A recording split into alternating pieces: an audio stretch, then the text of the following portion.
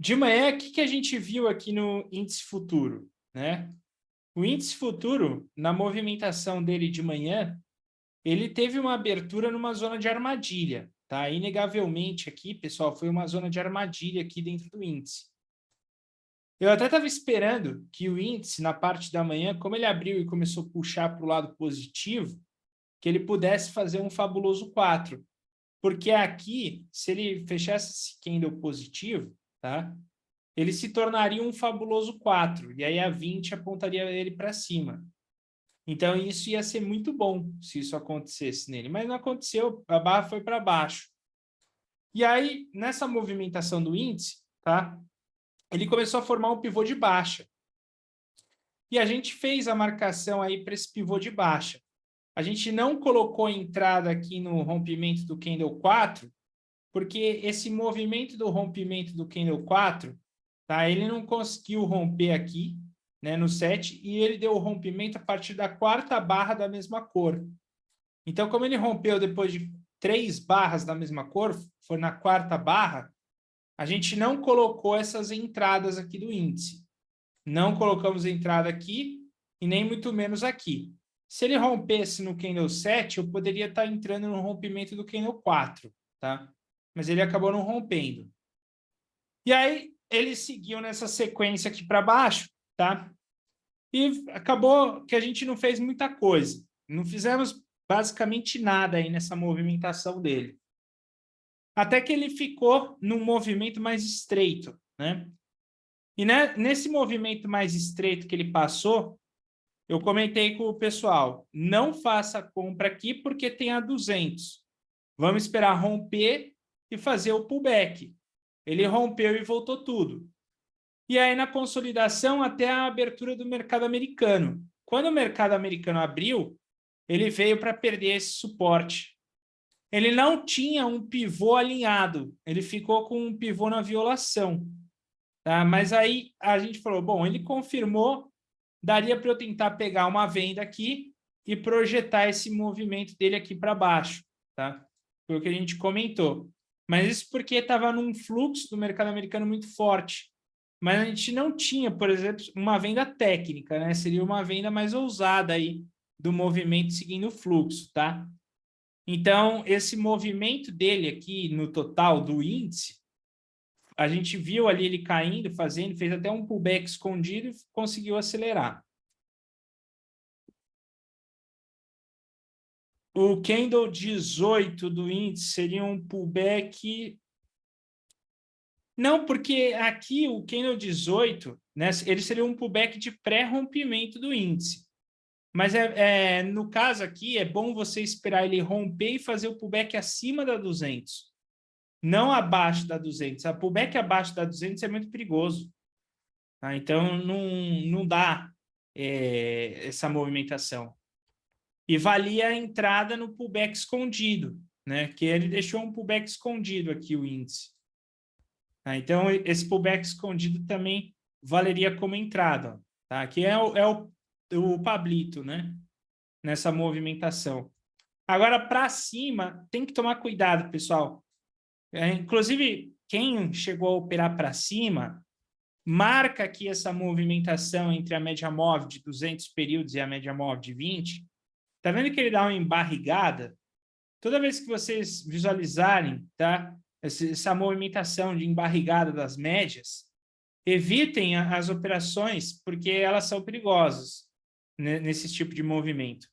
Aqui, como teve a consequência da abertura do mercado americano e o S&P deu uma disparada para baixo, né, a gente tinha um fluxo muito grande e muitas ações também nesse fluxo, tá? Mas tem que tomar cuidado. E aí você percebe que ele faz um pullback depois, volta a romper a mínima do 26, mas o rompimento do 26 também não é operável, porque já vem depois de 3 barras da mesma cor. Agora ele está no range. Se ele está no range agora, tem que esperar sair do range. Tá? Agora, eu não tenho fluxo gringo agora. Então, eu não te aconselharia a você pegar, por exemplo, uma entrada de confirmação, como a gente passou ali de manhã. Por quê? Porque agora não tem fluxo. Mas de manhã você tem a abertura do mercado americano, que agora vindo mais atrasada, ela pode ser que ela deixe uns contextos não muito bem direcionados do ativo, tá, pessoal? Só que o mercado americano trazendo um fluxo pode ajudar em algumas estratégias, tá? O Banco do Brasil é um Power Breakout mandatório, né? Isso que ele fez aqui é um Power mandatório, Banco do Brasil, né? Então, você tem que projetar aqui onde cutucou a média com o fundo anterior. E o dólar futuro hoje, a gente teve que utilizar aí os time frames menores para alguns trades que a gente visualizou durante o pregão. De manhã, ele abriu em zona de armadilha. Não fizemos nada na zona de armadilha, mas fomos para o gráfico de 2 minutos para acompanhar, né? Porque como o dólar aqui de manhã deu uma arrancada para cima, tá? Então, essa arrancada para cima, eu fiquei de olho para ver se ele criava um pivô de alta. E aí, o que acontece? Ele não chegou a criar um pivô de alta aqui nesse topo. Ele chegou a fazer uma trick entry aqui, nessa movimentação. A gente chegou até a projetar, né? O pessoal perguntou, um trade mandatório? Eu falei, não, seria um trade opcional, tá? Até mesmo porque estava no 2 minutos esse trade, então seria um trade mais opcional.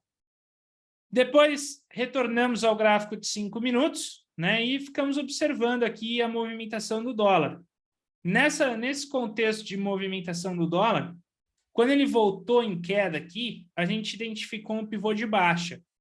Esse pivô de baixa, ele estava trabalhando acima da média móvel de 20, ele passou abaixo da 20, tá? Passou abaixo da 200 também, fez um pullback na média móvel de 200 períodos e abaixo da média móvel de 20. Nesse pullback aqui, a gente tem essa barra que tem máxima e mínima, maior que a máxima e mínima do que no anterior.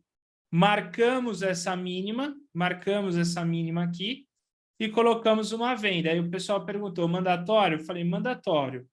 A gente colocou a venda aí desse movimento dele.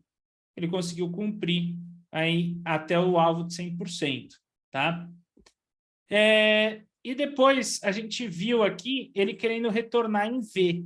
Só que temendo ali não conseguir pegar o pullback no ato, eu marquei esse topo e joguei a gente para o gráfico de 2 minutos, para tentar pegar aqui uma volta em V, né? Então, a gente jogou aqui no 2 minutos para pegar a volta em V e projetamos. Só que nessa movimentação tinha bastante queda ali, né, do mercado americano, que foi naquele movimento de queda mais abrupta do mercado americano. E o que eu estava com medo dessa movimentação é que o mercado americano caiu e começou a voltar em V. Então, eu pensei, pô, se o mercado americano está voltando em V, o índice futuro já tinha feito essa queda aqui, ó, tá? Nessa movimentação toda, o que eu pensei? Pô, talvez estamos perdendo o time. Então, se a gente está perdendo o time aqui, antes dele bater no alvo, vamos botar o stop no 0 a 0. E ele cutucou, tá? A gente comentou, ele cutucou. Aí, na movimentação, beleza, a Desci não pegou o stop no 0 a 0, ele conseguiu cumprir alvos, e agora ele teve a entrada dele do range, tá? Então, ele teve a entrada dele do range. Se alguém, por um acaso, entrou nesse pivô aqui, ó, tá? Também não está errado, tá? Tem entrado aqui nesse pivô. Porque, querendo ou não, é o primeiro pivô pelos 5 minutos que apareceu. Projeta ele, ó, conseguiu pegar um alvo com saída no 0 a 0 e agora a gente tem um movimento de range lateral, tá? Então, esses são os trades aí do índice do dólar até agora.